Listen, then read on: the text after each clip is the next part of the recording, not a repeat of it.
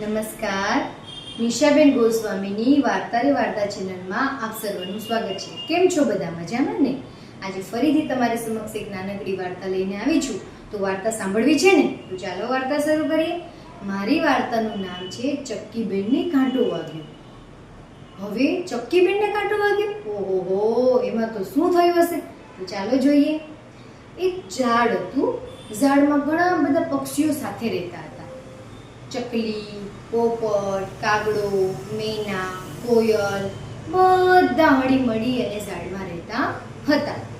એક વખત સવાર પડી અને ચક્કીને મન થયું કે ચાલને હું ચાલીને આગળ જંગલમાં જાઉં. અને ચક્કી તો એટલી રૂપાળી ને એટલી સુંદર કે વાત જ ના પૂછો. સરસ મજાની નમણી નાજુકડી એવી સરસ તૈયાર થાય કે બધા પક્ષીઓને એની ઈર્ષા થાય.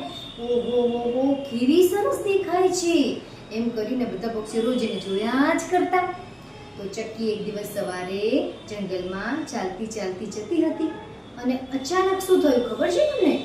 એ જે રસ્તા પર ચાલતી હતી એ રસ્તામાં એક કાંટો હતો અને કાંટો એના પગમાં ઘૂસી ગયો. આ મને કાંટો લાગ્યો, કાંટો લાગ્યો, કાંટો એમ કરતી કરતી ચક્કી તો જોર જોરથી બૂમો પાડવા લાગી. એની બૂમો સાંભળી અને પોપટ છે ને એ તરત જ આમ કરતું ત્યાં એની પાસે પહોંચી ગયો.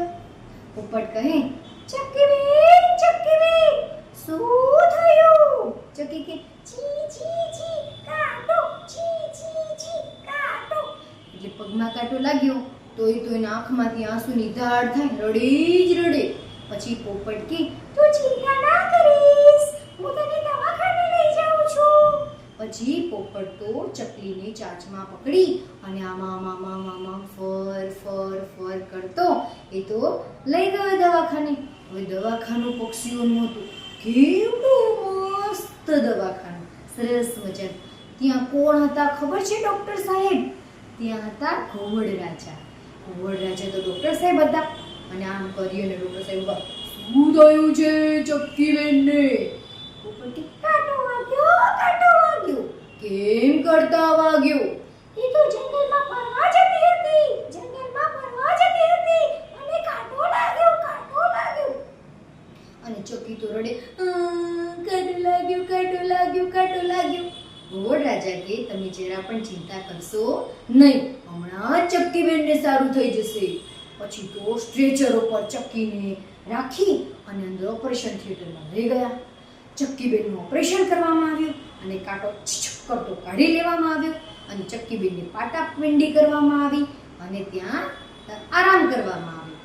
હવે ચક્કીબેન આરામ કરતા હતા, પણ આ વાત વાયુ વેગે જંગલમાં બધે પ્રસરી ગઈ. ઝાડ ઉપર રહેતા તમામ પક્ષીઓને ખબર પડી કે ચક્કીબેનને કાંટો વાગ્યો. તો કાગડો ને મેના ને બધા જ પક્ષીઓ વારા ફરતી દવાખાનામાં ચક્કીબેનની ખબર પૂછવા આવ્યા. ચક્કીબેન, તને સારું છે ને? ચક્કીબેન, તને સારું છે ને? એવી રીતે દરેક પક્ષીઓ વારા ફરતી ચક્કીબેનની ખબર પૂછવા આવી ગયા. ચક્કીબેન સાજા થઈ ગયા. 3-4 દિવસમાં ચક્કીબેનને દવાખાનેથી રજા મળી.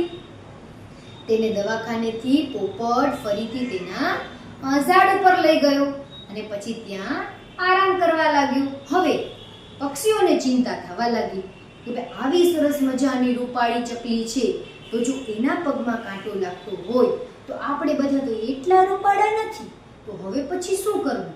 દરેક પક્ષીઓ બધા વિચારમાં પડી ગયા. ત્યાં પક્ષીઓનો સરદાર કુકડ રાજા, કુકડો હતો એનો સરદાર હતો. એ બધાએ કીધું કે ચાલો આજે આપણે સાંજે સભા કરવાની છે.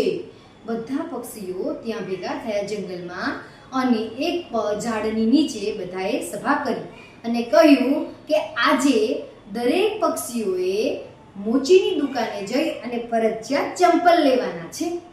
ચંપલ પહેરીને જ આપણે ક્યાંય પણ જવું હોય તો જવાનું, કારણ કે જો ચક્કીબેન નાજુકડી છે એને કાંટો લાગી જતો હોય તો આપણને બધાને તો લાગી જાય.